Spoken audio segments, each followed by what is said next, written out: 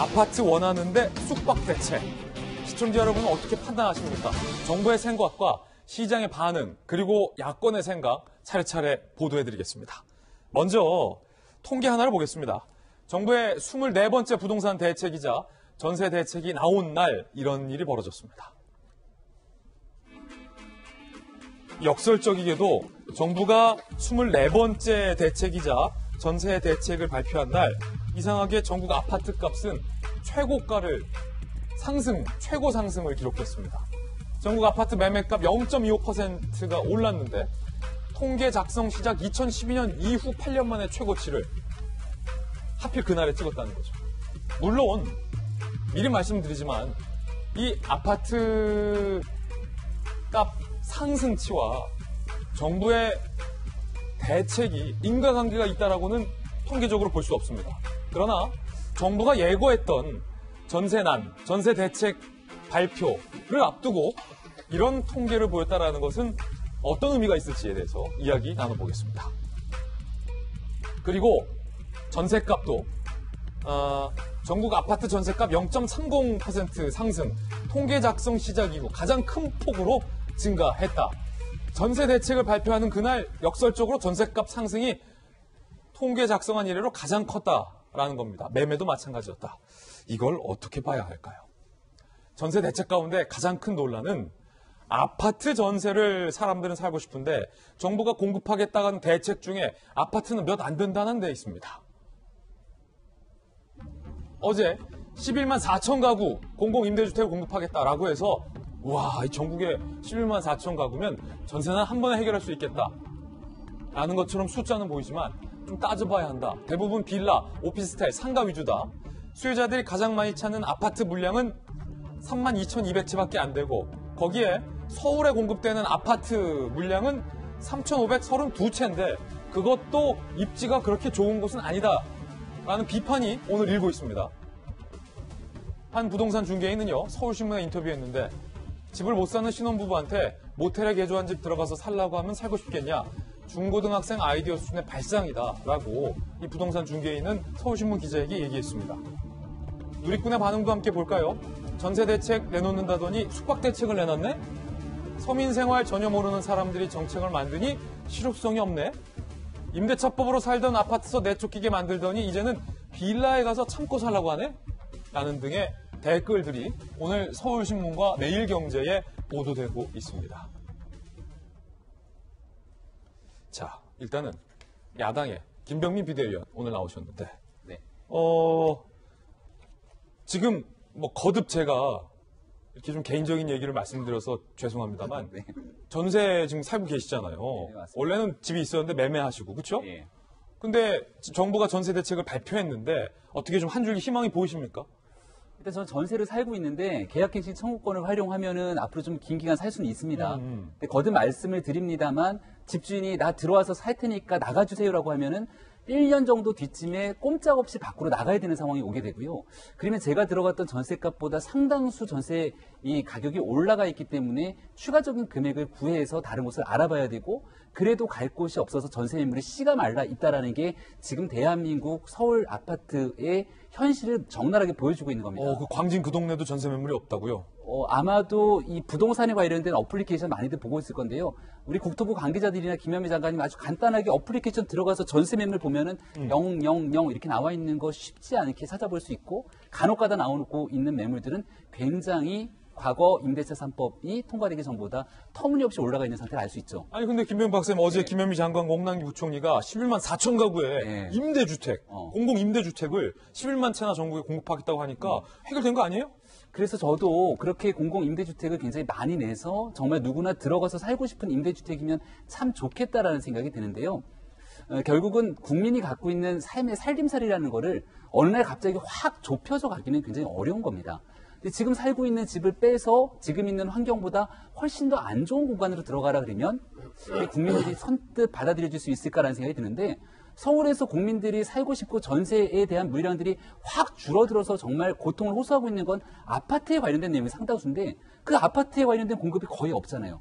그럼 지금 나와 있는 대책 속에서 우리 전세난민 대한민국 국민들이 이제 다 알고 있는 홍남기 부총리가 이 정도면 저도 들어가서 살 거니까 국민 여러분들도 저와 같은 고통을 갖고 있는 국민들에게 다 해결할 수 있습니다라는 대책이 나와야 되거든요. 홍남기 부총리가 들어가서 살만한 집, 네. 적어도. 본인이 마포에 있는 전세주택에서 빠질 수밖에 없는 상황, 그리고 어디 갈 데가 없어갖고선 고민하는 모습을 대한민국 전 국민이 보지 않았습니까? 예. 그럼 홍남기 부총리 스스로가 느꼈던 내용들을 바탕으로 우리 같은 사람들도 들어갈 수 있다. 그러니 정부의 임대차 3법 지금 당장은 혼란스럽지만 우리 믿고 조금 기다려 주시고요. 초단기 대책으로 이렇게 좋은 집들 다 공급하고 있습니다.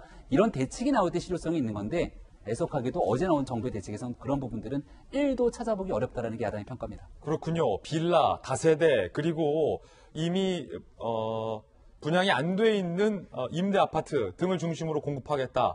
서울에 그런데 공급되는 아파트 물량이 그마저도 3,532채에 불과해서 이 아파트 전세난으로 심화된 전세 대책이 전세난이 근본적인 대책이 될 수 없다라는 김병민 박사의 지적이었는데 이재명 기자, 자, 이 통계는 어떻게 봐야 됩니까? 앞서서 정부가 24번째 부동산 대책을 발표하는 날 역설적으로 부동산 값이 천정부지로 상승했고 상승폭이 전세 대책을 발표하는 그날 공교롭게 전세가 상승폭도 통계를 작성한 이래 최대치로 상승됐단 말이죠.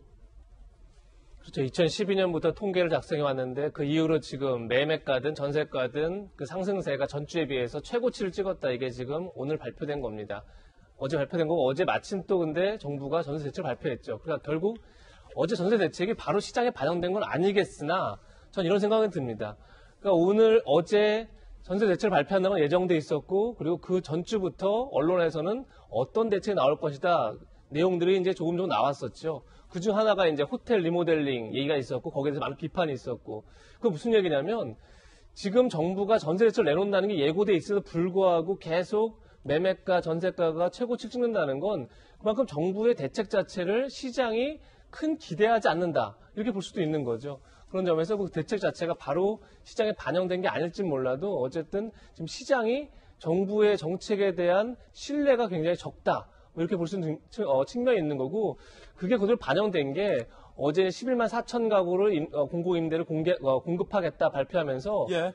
언론에서 이렇게 평가합니다. 그야말로 정부가 영끌을 했다. 정부가 영까지 끌어모아서 진짜 공급할 수 있는 모든 안을 다 냈는데 정부가 영끌을 했다? 정부가 영끌을 했다는 거죠. 근데 중요한 건 지금 얘기한 것처럼 그야말로 국민들이 원하는 건 아파트 전세가 나오길 바라는 건데 아파트는 굉장히 극소수고 나와 있는 아파트마저도 굉장히 입지가 안 좋은 데고 나머지는 이제 빌라나 오피스텔 이런 건데 과연 이 대책으로 지금 전세난을 극복할 수 있겠느냐 이런 근본적인 한계만 우리 던진 거죠. 그런 점에서 정부의 대책이 결국은 시장에 주는 사인 자체가 결국은 또다시 전세난은 극복되지 않는다 이런 사인을 주는 게 아닌가 싶어서 결국은 이 대책 이후로도 과연 전세 시장이 안정될까 굉장히 큰 의문을 갖고 있는 상황입니다. 예, 급기야 다세대, 오피스텔, 호텔방 얘기까지 여당 대표의 입에서 나오자 논란이 굉장히 뜨거웠는데요. 민주당의 김태년 원내대표는 그 호텔방 너무 쾌적하고 살기 좋다라고 얘기를 해서 논란이 되고 있습니다. 새로운 주거 형태인 쉐어하우스와 비슷하다. 공동 커뮤니티 등을 배치하되 개인이 잠자고 생활하는 공간은 매우 쾌적하고 안정성까지 확보할 수 있다. 김태년 원내대표가 지금 이렇게 얘기를 했는데요. 윤태호 실장님.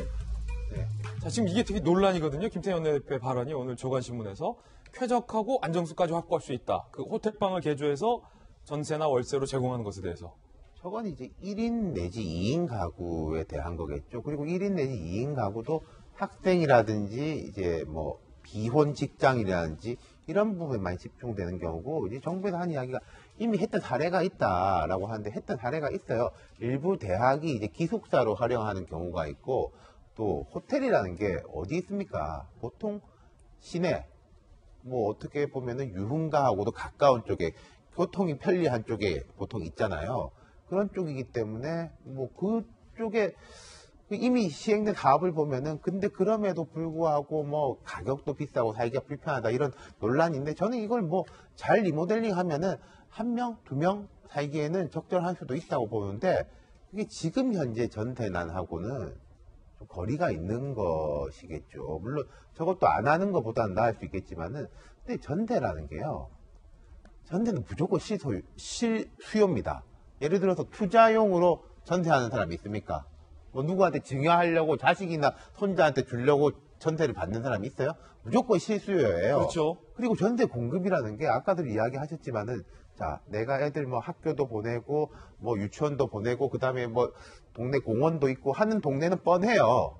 근데 거기에서 어떻게 갑자기 전세를 만들 수가 있어요? 전세를 만든다는 건 그럼 집 있는 집에서 사람을 내보내야 되는 건데 거기 이제 빈집이 없잖아요. 그러니까 전세 공급이라는 말 자체가 사실 성립하기가 어려운 거예요. 예. 그냥 집을 공급하면은 그걸 이제 무주택자가 사서 들어가든지 혹은 주주택을 가진 사람은 그 집에 전세를 놓든지 그렇게 되는 거지 무슨 따로 전세만 공급한다라는 것은 어불성설이다 애초에. 이 정부의 이제 고충은 이해가 가는데 저 부분은 단기적일 수밖에 없고 우리가 이런 것들을 잘 압니다. 전세값이 어느 지역에서 갑자기 확 떨어졌다라는 거는 대규모 아파트가 입주해가지고 대단지 아파트가 들어갔을 때 그 동네가 이제 줄줄이 그쪽으로 들어가가지고 확 떨어졌다 이런 건 많이 봤죠. 그럼 답이 뭔지는 알아요. 근데 그 답을 구현하기가 어려운 거죠. 그렇군요.